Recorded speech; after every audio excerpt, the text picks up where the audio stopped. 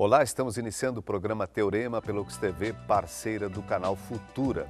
A nossa proposta é sempre trazer um assunto do momento para ser aprofundado e debatido com a presença de professores e alunos da Universidade de Caxias do Sul. Vamos à temática de hoje. O direito internacional é o conjunto de normas que regulamenta as relações exteriores, que podem ser entre pessoas de diferentes países ou, em grande maioria, entre estados nacionais. Nessa modalidade de atuação, não há um Estado como centro de todas as ações, uma vez que há igualdade de poder entre eles. No entanto, contém 3 fontes de direito: o tratado, os costumes e as normas gerais. As constantes mudanças da sociedade dificultam a criação de uma definição mundialmente aceitável do direito internacional, que, de certa forma, segue os princípios do direito civil. Por isso, o teorema de hoje pergunta: quais as proposições para o avanço do direito internacional? Para discutirmos essas questões, nós contamos com a presença de professores da Universidade de Caxias do Sul. Temos a presença do professor Samuel Aguiar da Cunha, a presença do professor Fernando Pedro Meineiro e a presença do professor Ayrton Guilherme Berger Filho. Sejam bem-vindos, professores, tudo bem? Está colocada a nossa temática aí, a importância do direito internacional, os avanços, assim por diante. E nós estamos para receber na Universidade de Caxias do Sul, na cidade de Gramado, um congresso. É o 14º Congresso Brasileiro de Direito Internacional. Começa no dia 31 de agosto, vai até o dia 3 de setembro. Então é nesse clima que nós vamos iniciar as nossas conversas no Teorema de hoje. Professor Samuel, tudo bem? Tudo bem, Jacó. Um prazer estar aqui com vocês, com a equipe da UX TV e toda a nossa comunidade. É nosso dever e nosso prazer comentar sobre o 14º Congresso Brasileiro de Direito Internacional, evento esse que é o mais destacado do ramo no Brasil e, em virtude de sua produção, um dos mais interessantes e preeminentes do mundo. Um evento que, nessa edição, conta com cerca de 400 palestras das mais variadas temáticas do ramo do direito internacional, que já desde a abertura a gente consegue vislumbrar que é um ramo de muita abrangência, Sim, de muita discussão. certamente. Um evento para lá de interessante que convém a toda a comunidade acadêmica da UX e também a comunidade jurídica e interessados em geral, advogados, pessoas que trabalham com comércio internacional, administradores, contadores e todas as demais áreas. A nossa região muito envolvida com exportações também, né? Migrações, um monte de situação ou de situações, né, que envolvem o direito.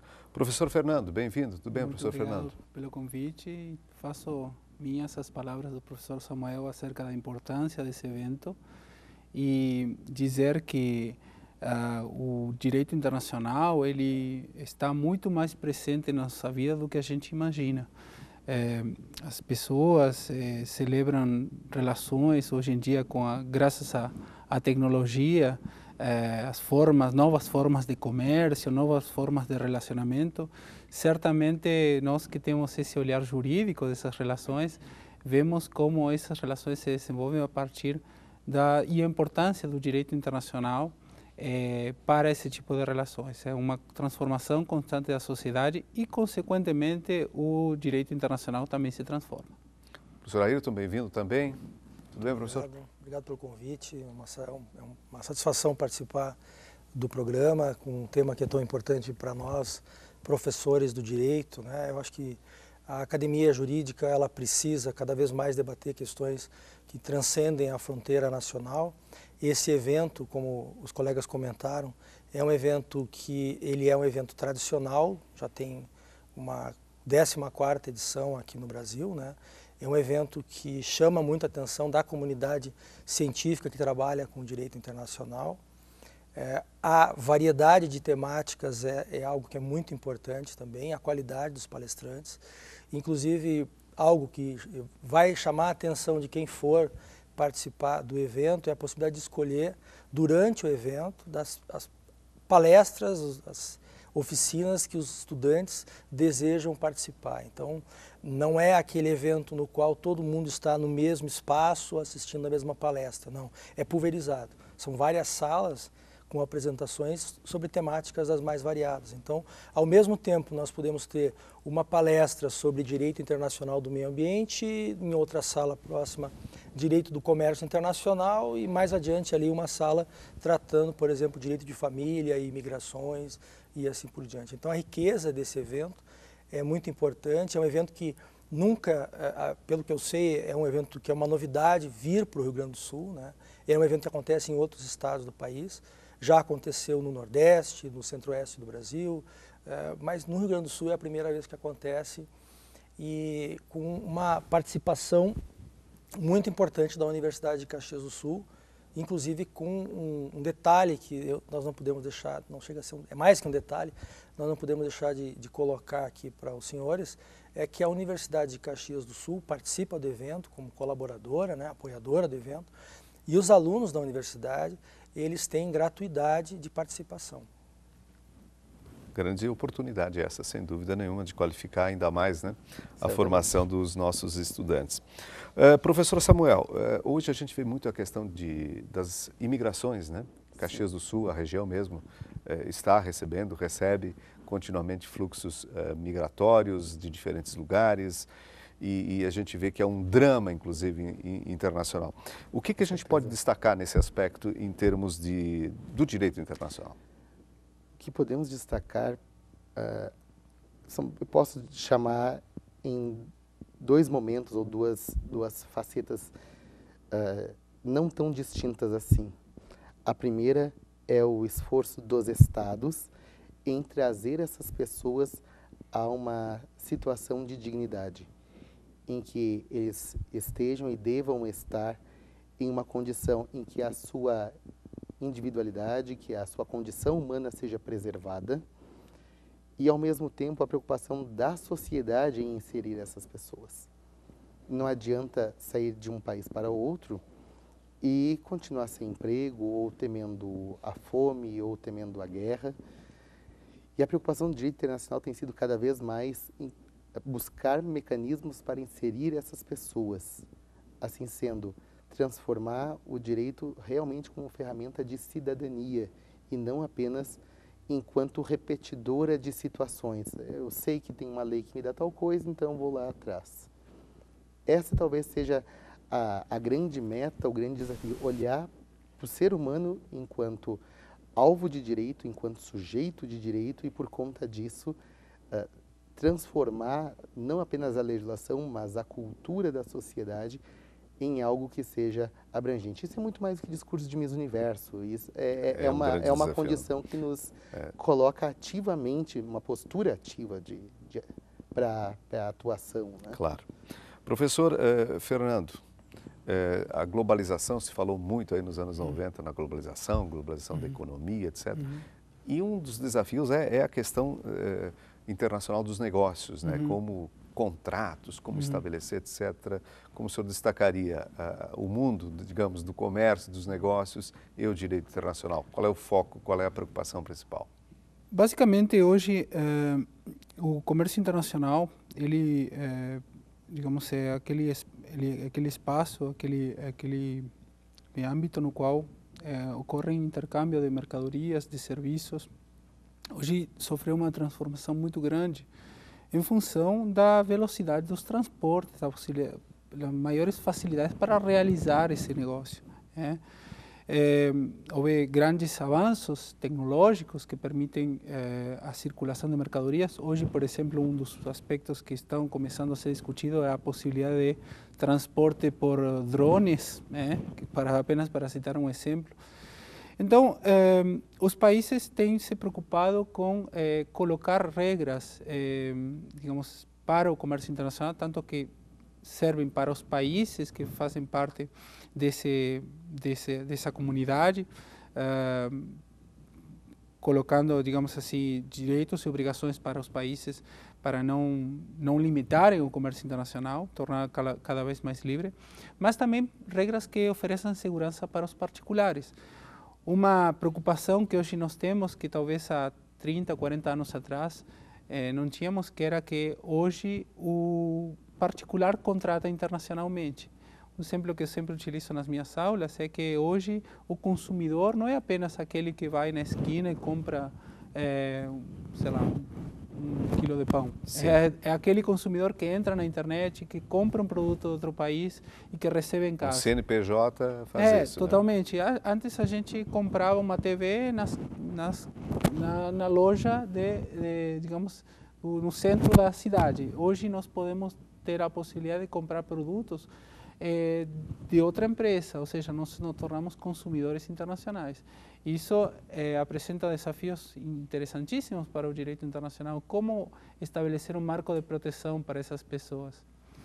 Por outro lado, o Brasil, inclusive, cabe ressaltar, graças a Deus, ratificou recentemente a Convenção de Viena sobre compra-venda de mercadorias, que estabelece um marco de proteção muito interessante para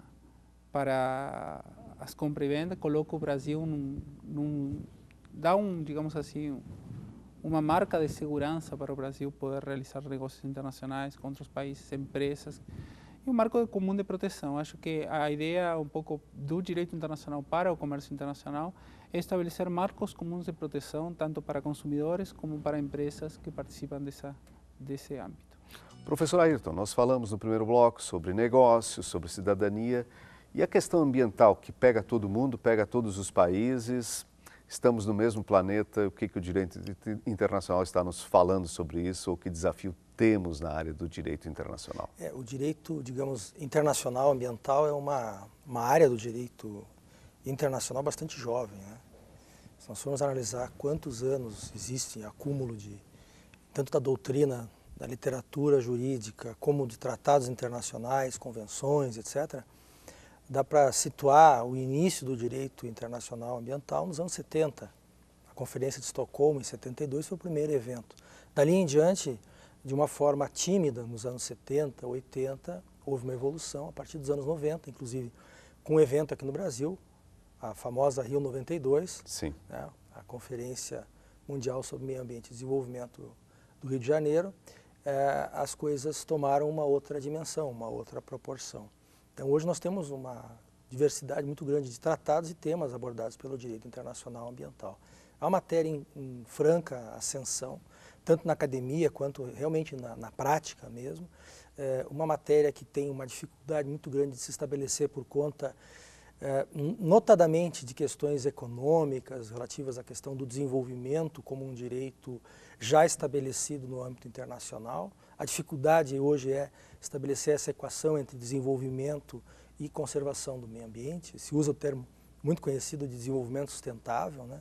Mas o Brasil é um país que tem o maior, não sei se é o maior patrimônio, poderia dizer assim, ambiental do planeta, né? A nossa sociedade é depositária, nós temos uma responsabilidade também em relação ao patrimônio que envolve recursos hídricos, biodiversidade. A nossa diversidade cultural também é algo que é muito importante que se ressalte, né? Em todo o país, as comunidades que vivem na floresta, que vivem nos nossos biomas, nossos ecossistemas, são extremamente importantes para a conservação do meio ambiente. E nós temos algumas mudanças ou avanços recentes que tornam o direito internacional ambiental uma área de necessária discussão na academia, e a própria questão de que direito internacional ambiental é a prova de que a questão ambiental não tem fronteiras, né? Então nós temos dois temas que eu costumo abordar em sala de aula, principais quando trato desse assunto, que é a questão da biodiversidade e a questão climática, né? E o Brasil é um dos países que estão na ponta dessa discussão, né? Que puxam essa discussão, tanto na questão da biodiversidade, por ser o país mais biodiverso do planeta, e nós temos a Convenção sobre Diversidade Biológica e dois protocolos importantes a essa convenção, que é o de Nagoya e o de Cartagena. O de Cartagena, que trata a questão dos organismos geneticamente modificados, o movimento transfronteiriço desses organismos e a questão da responsabilidade dos estados. E também o protocolo de Nagoya, que trata da questão eu vinha conversando antes do evento, do nosso debate aqui com o professor Meneiro, a questão da biopirataria, a questão do nosso patrimônio genético enquanto informação que tem valor comercial, inclusive, e como é que os estados, os países em desenvolvimento, que são os mega biodiversos, tratam essa questão em relação aos países envolvidos. E a questão do aquecimento global, da crise climática, alguns preferem usar essa expressão, com a recente decisão na COP21, Conferência das Partes número 21, em Paris, na qual os estados assumem um compromisso de tentar, né, a partir de tecnologias, políticas públicas internas e cooperação internacional, evitar que o planeta aqueça a medida que foi colocada a 2 graus Celsius, né? Diga-se de passagem, é importante, a Convenção de Paris, que é bastante festejada justamente porque Estados Unidos e China, que são os países que mais emitem gases de efeito estufa, fazem parte. Então, na medida em que esses estados fizeram parte dessa negociação e avançaram muito nisso, se vislumbra que possa ter um sucesso maior do que o próprio protocolo de Kyoto. Claro. Professor Fernando, a gente vai percebendo que nenhuma área é isolada da outra, né? Uma vai implicando na outra, vai trazendo implicações diretas na sua área, que é mais a questão, digamos, do comércio internacional. Certamente, em matéria há uma relação entre normas do comércio internacional e meio ambiente. A gente observa situações nas quais os países colocam o meio ambiente como justificativa das suas práticas intervencionistas no comércio internacional, restritivas do comércio internacional. Temos tido algumas experiências, sobretudo no âmbito do OMC, casos famosos, como os casos das tartarugas, o caso do camarão, em que países questionavam a normativa ambiental como sendo máscaras de um protecionismo por parte dos países. Então, existe toda uma discussão acerca de se esses institutos dedicados como a OMC, por exemplo, que se coloca como um âmbito de referência nas normas do comércio internacional e, inclusive, estabelece um sistema de solução de controvérsias entre países para questões comerciais, ela se pode ser um âmbito também para discutir questões de meio ambiente. Até agora, o que tem acontecido é que realmente não há uma discussão de questões ambientais aí, mas sim a possibilidade de discutir se um Estado utiliza normas ambientais para justificar práticas protecionistas a partir e com tratamento discriminatório contra outros países. Então, sim, há uma relação muito importante, porque precisamente, como o professor Ayrton falou, existe a questão do desenvolvimento, por um lado, e a questão do meio ambiente, por outro. Muitos países vão alegar que há uma necessidade de se desenvolver, há uma necessidade de praticar o comércio, e aí nós temos esses conflitos sempre surgindo. Gostaria de complementar, professor?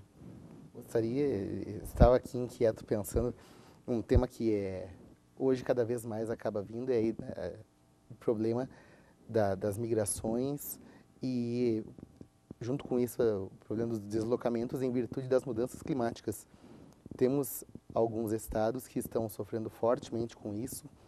Tuvalu talvez seja o caso mais clássico, uma pequena ilha que provavelmente vai deixar de existir em virtude da subida do mar. Outras situações, algo que é extremamente atual, que é desses últimos dias, que é o terremoto que aconteceu na Itália. Esse tipo de desastre natural, ainda que não seja por necessariamente alteração do clima, é o tipo de situação também que o direito internacional acaba se preocupando, porque necessita de uma questão humanitária muito forte. Deslocar essas pessoas, acomodar essas pessoas nesses ambientes, não é tarefa simples. O que nós fazemos com os italianos que lá estão, o que nós fazemos com os estrangeiros que para lá foram, como a comunidade internacional vai cooperar para chegar à ajuda humanitária, o que acontece, o que não acontece. Querendo ou não, o direito internacional vai muito além de lembrar que existem estados e, eventualmente, algumas guerras. É toda essa parte que nos coloca, enquanto sujeitos, numa esfera em que não necessariamente nós somos vistos e reconhecidos enquanto cidadãos nacionais. é essa igualdade, mas ao mesmo tempo essa multiplicidade de formas que colorem o direito internacional e que permitem, então, uma série de abordagens multifacetadas. É verdade. Professor Ayrton, vamos voltar à questão do Congresso, né? Já temos 3 minutos aí pela frente. É prevista uma abertura solene, né, no dia 31, autoridades, assim por diante, quer dizer, as oportunidades, além daqueles painéis que vocês falaram, ou daqueles momentos específicos, também está num grande encontro, num grande momento. A Academia Brasileira de Direito Internacional, a BDI, que é, na verdade, quem capitaneia esse evento, né, permeia várias instâncias da academia, da universidade e tal, mas também tem um vínculo muito forte com pessoas que estão no poder, que fazem parte do Estado, né, tanto no poder executivo quanto no poder judiciário. Então, é prevista a vinda da ministra Nancy Andrighi, que é do STJ, né, também do Alexandre de Moraes, que é o atual ministro da Justiça, e outras autoridades que eu não recordo aqui todas, mas claro, é uma... Só para termos uma ideia, né, do tamanho do evento. pessoas que vêm para o evento. Né? Professor Samuel, para quem se interessa, como é que busca informações, como é que pode proceder para realizar a sua inscrição? Bom, o canal mais prático nesse instante provavelmente seja por e-mail. Deixo aqui então aos interessados o e-mail informacbdi@gmail.com. Informacbdi 2016, eu acho que esqueci de dizer, desculpa. Mas o nosso pessoal completa lá os caracteres. gmail.com. Quem nos enviar e-mail, nós podemos retornar com os links necessários, com as informações necessárias, programação, atividades paralelas que ocorrerão, enfim, esse é o canal, é o meio mais prático de informação, e pedimos, à medida do possível, que até o dia 28, mais tardar 29, nos sejam remetidas essas informações para que a gente possa compilar os dados da comunidade acadêmica e deixá-los à disposição. Pois não? A observação é a inscrição pelo e-mail, pelo site da UX, ela é para alunos da universidade, alunos matriculados na universidade. Tanto de graduação quanto de pós-graduação. Tanto do direito quanto de outros cursos que têm interesse. E tem o site do evento em si, né? Também, né? Que as pessoas podem, para o público de fora, buscar mais informações. Ok, professores, muito obrigado pelas informações, pelo conhecimento que compartilharam com a gente sobre direito internacional. O Teorema de hoje termina por aqui, nós voltamos na próxima edição. Até lá!